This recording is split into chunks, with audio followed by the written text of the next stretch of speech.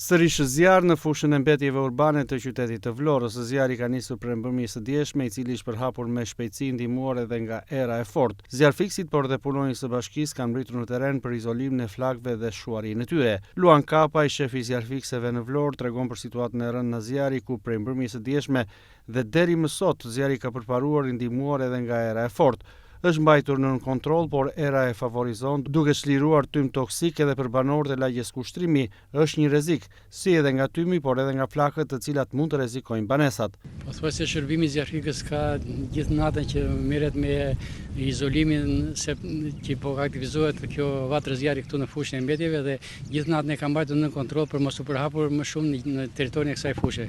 Por tani ju ka bëri punën e vet që me shpejtësinë e erës arriti që ta përhapi zjarrin në drejtim të veriut, ku rrezikohen edhe banesat që janë përreth kësaj mbetje. Megjithatë ne jemi ekip me forca të shumta dhe mjete për ta mbajtur në kontroll që mos përhapet jo vetëm te mbetja, por edhe jashtë fushës së mbetjeve. Se disa banesa janë në tym, janë evakuuar banorët apo ndonjë rrezik nga zjarri? Për momentin nuk janë bërë as evakuime nga zjarri, sepse ne po e mbajmë në kontroll. Nëse situata do agravohet, atëherë edhe ne do bëjmë të mundur evakuime këtyre banorëve apo të bizneseve përreth, por mendoj se do ta mbajmë në kontroll që mos na përhapet më tej. Sa banesa rrezikohen?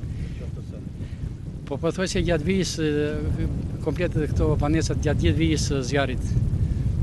Çfarë zgjidhje mund t'i japim zjarrit në rast nevojës, pasi shpeshherë kjo zonë përfshihet nga flakët? Ka ndonjë zgjidhje? Vetëm zgjidhja që ne kemi përsëritur disa herë dhe në çdo moment është vetëm mbushja me dhe lagja përsipër me ujë për ta bërë të mundur që mos aktivizohet vatra e zjarrit. Se ndryshe hedhja e ujit është e paefektshme për fikën e zjarrit. Ne mundet ta mbajmë vetëm në kontroll për mos të përhapur, por fika me ujë në këto momente që është aktivizuar nuk mund të realizohet vetëm, fika bëhet vetëm edhe.